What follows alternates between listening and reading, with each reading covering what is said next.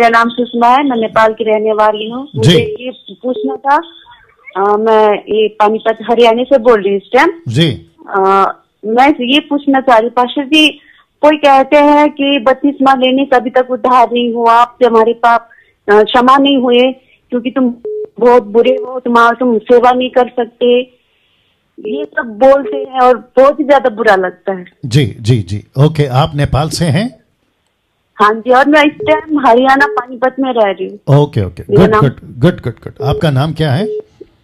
सुषमा जी। अब शांत हो जाए, मैं आपको जवाब दे रहा हूँ ना। दोस्तों, बहन का नाम सुषमा है और इनका प्रश्न ये है, उद्धार हो गया, पानी का बपतिस्मा नहीं लिया। तो कुछ लोग कहते हैं कि अगर आपका पानी का बपतिस्मा नहीं हुआ है तो आपका उद्धार नहीं हुआ है। अगर ये पत्थर की लकीर है वचन के हिसाब से, उनके हिसाब से भी वो कहते हैं कि देखो बपतिस्मा होना बहुत जरूरी है। तो मैं आप सभी को बता दूं, निकालो जल्दी से यूहन्ना की किताब, माफी चाहूंगा, मरकुस की किताब, उसका 16 का 16, द बुक ऑफ मार्क 16:16। अब एक वचन ये है, उसके अलावा बहुत सारे वचन हैं, उसको भी ध्यान रखना है। तो मैं जब कोई वचन कोट करता हूं तो मेरे दिमाग में है कि इसी का पैरेलल बहुत सारे और जगह पे है, जिसको पौलुस जिक्र करता है, यीशु जिक्र करते हैं और पतरस जिक्र करते हैं ना। मरकुस का 16:16 देखते क्या लिखा है। लिखा है, जो विश्वास करे बपतिस्मा ले उसी का उद्धार होगा। ऐसे पढ़ने से क्या लगेगा कि आपको उद्धार पाना है और बपतिस्मा लेना है, जो कि ऑब्वियस है, करना भी पड़ेगा। लेकिन नीचे का लाइन क्या कहता है देखो, लिखा है, परंतु जो विश्वास ना करेगा वो दोषी ठहराया जाएगा। तो यहां पे जोर किस पे है, विश्वास पे या बपतिस्मा पे? तो लिखना क्या चाहिए था यीशु ने कि जो विश्वास करे बपतिस्मा ले उसी का उद्धार होगा, लेकिन जो विश्वास ना करे बपतिस्मा ना ले वो दोषी ठहरेगा। तो बपतिस्मा को जोड़ना था, लेकिन नहीं जोड़ा। रोमियो की किताब निकालो जल्दी से, 5:1, Romeo 5:1, the book of Romans 5:1। मेरे साथ बने रहें। मैं वापस कहता हूं कि मैं ये प्रोग्राम तब तक चलाता रहूंगा जब तक कि आप लोगों के प्रश्न खत्म नहीं होते। जिसका कॉल वेटिंग पे जाता है, आपको चिंता नहीं करना है, आपको कल फिर ट्राइप करना है, ठीक है ना, मिल जाएंगे हम।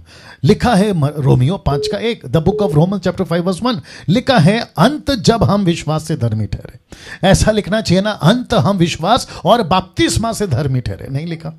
पौलुस कहता है विश्वास से धर्मी ठहरे। तो पास्टर डैनियल, आपका कहने का मतलब यह है कि हम बपतिस्मा ना लें? बिल्कुल नहीं, मैंने ये नहीं कहा। बपतिस्मा लेना जरूरी है। क्यों? क्योंकि यीशु ने कहा मत्ती 28:18 में, उसने कहा कि जाओ और उनको चेला बनाओ, पिता पुत्र पवित्र आत्मा के नाम से बपतिस्मा दो और उन्हें मेरी आज्ञा बनाओ। इसको कहते हैं टोटल मैंडेट, जिसमें सब आ गया, 1 2 3, स्टेप 1, स्टेप 2, स्टेप 3, स्टेप 4, ऐसा है। लेकिन जैसे बहन ने कहा कि उनका बपतिस्मा नहीं हुआ और हो सकता है, सुषमा राइट जी, सुषमा जी आप सुन रही हैं?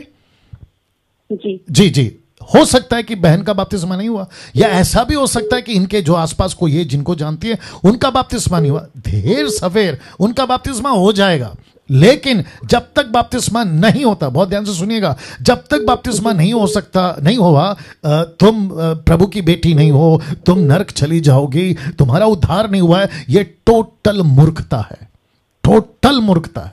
ऐसा कोई वचन नहीं है कि आपने उद्धार तो पा लिया, फिर उनका क्या? जैसे डाकू जिसने यीशु पे विश्वास किया, उसने बपतिस्मा नहीं लिया, तो यीशु ने उसको बोलना चाहिए था कि देख भाई, मैं तो मर रहा हूं, तू अच्छा किया विश्वास कर लिया, एक काम कर, सिपाही से बात करके क्रूस से नीचे उतर, बपतिस्मा ले ले, फिर वापस क्रूस पे चढ़ जा। ऐसा हो सकता है?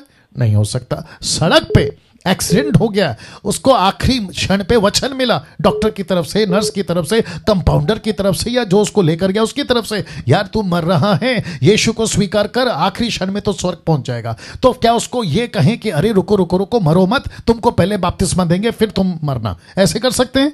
नहीं कर सकते। तो अगर कोई सिखाता है कि उद्धार हो गया, बपतिस्मा लेना ही है, क्यों? क्योंकि तुम बपतिस्मा नहीं लोगी तो तुम नरक जाओगी, ये डॉक्ट्रिन, ये स्टेटमेंट टोटल गलत है। जी सुषमा जी। जी, मैं पाशा जी, मेरा बपतिस्मा तो हो गया, मैं बपतिस्मा ले चुकी हूँ, पर ये है कि जब हम कुछ आगे बढ़ना चाहते हैं, हम सीखना चाहते हैं, मैं चाहती हूँ कि मैं अपने देश में जाके, जैसे मैं आपकी टीचिंग सुनती हूँ और मैं चाहती हूँ ये टीचिंग मैं अपने देश में जाके, मेरी गांव में जाके ये सब सुनाओ। तो सेवा करने के लिए जब कोशिश करो तो पढ़ा लिखा चाहिए, इतना पढ़ा लिखा चाहिए कि उन्हें समझा, इतना तो आता है सर जी। अभी सेवा करने के लिए बहुत कठिन है कि तुम नहीं कर पाओगी, तुम इस लायक की नहीं हो, तुम्हारा मतलब ये सब तो तुम्हारा फ्यूचर अच्छा नहीं है, तुम अच्छा कैरेक्टर नहीं है, तुम ऐसे हो के आई हो, इस सब चीज में दिल बहुत छोटा कर देते हैं। जी जी जी, अब जरा ध्यान से सुनिए सुषमा जी, किसी की नहीं सुनना है आपको। मैं वापस कहता हूं दर्शकों, आपको भी किसी की नहीं सुनना है, आपको यीशु की सुनना है। यीशु के पास जो भी है, सुषमा जी ध्यान से सुनिए, यीशु के पास जो भी है, वो यूहन्ना का 4 अध्याय की वो 6 पति कर चुकी औरत, वे विचार की जिंदगी, और ऐसे कई महिलाएं, और आज भी ऐसे बहुत लोग हैं जिनका कोई पढ़ाई नहीं है। प्रेरितों का किताब 4 अध्याय में पतरस और यूहन्ना के बारे में क्या लिखा है सुषमा जी, कि वो अनपढ़ थे, तो फिर वो कैसे सेवक बन गए? नंबर 1। नंबर 2, क्या यीशु मसीह पढ़ाई के बेस पे हमको चुनता है? हमारे टैलेंट के बल पे हमको चुनता है? जी नहीं। यीशु कहता है मुझे तुम चाहिए, तुम्हारी पढ़ाई नहीं। और जिससे अभी आप सवाल पूछ रही है ना सुषमा जी, और जो अभी ये प्रोग्राम देख रहे हैं ना, आज का 4था एपिसोड, ये डैनियल राज भी 5वीं क्लास 3 बार फेल है। तो मैं कैसे स्टडी कर रहा हूं? मैं कहां से ये बातें बता पा रहा हूं? क्योंकि परमेश्वर का आत्मा हम सबको दिया गया है, 1 यूहन्ना 2 अध्याय वचन 27 के अनुसार, कि वो अभिषेक, जिसका ओरिजिनल ट्रांसलेशन है, वो पवित्र आत्मा जो तुम्हारे अंदर दिया गया है, तुम्हें सब बातें सिखाएगा। तो सिस्टर, आपको कहता हूं, डंके की चोट पे सेवा करो, किसी के बाप से नहीं डरना। ये मेरी स्टाइल है, मैं इसलिए बोल रहा हूं, किसी के बाप से नहीं डरना। डंके की चोट पे सेवा करो, बपतिस्मा दो, प्रभु बोझ करो, क्या कहते हैं, टीचिंग दो, चेला बनाओ, चर्च प्लांटिंग करो, आप सब कर सकती हैं सिस्टर।